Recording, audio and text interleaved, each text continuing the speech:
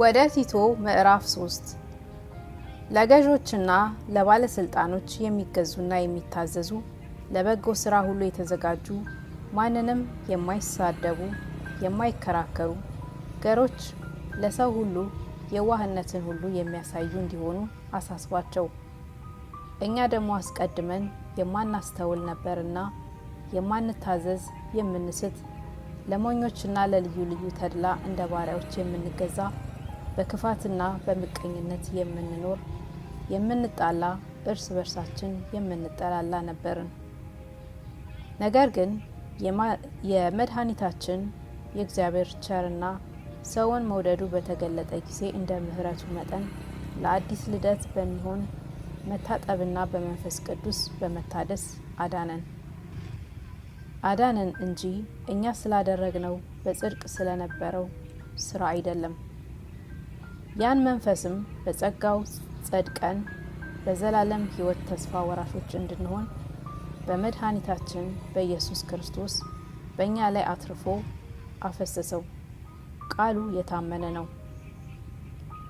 እግዚአብሔርንም የሚያምኑት በመልካም ስራ በጥንቃቄ እንዲጸኑ እነዚህን አስረግጠህ እንድትናገር እፈቅዳለሁ።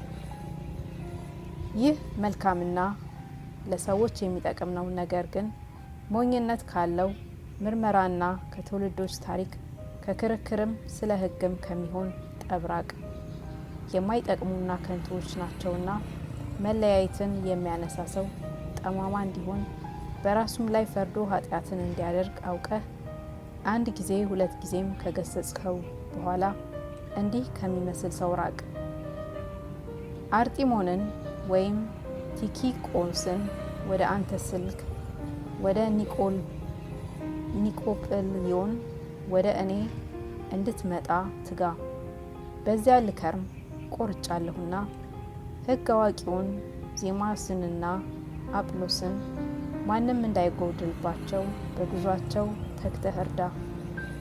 ከወገናችንም ያሉት ደግሞ ፍሬ ቢሶች ሆነው እንዳይቀሩ የግድ ስለሚያስፈልገው ነገር በመልካም ስራ እንዲጸኑ ይማሩ።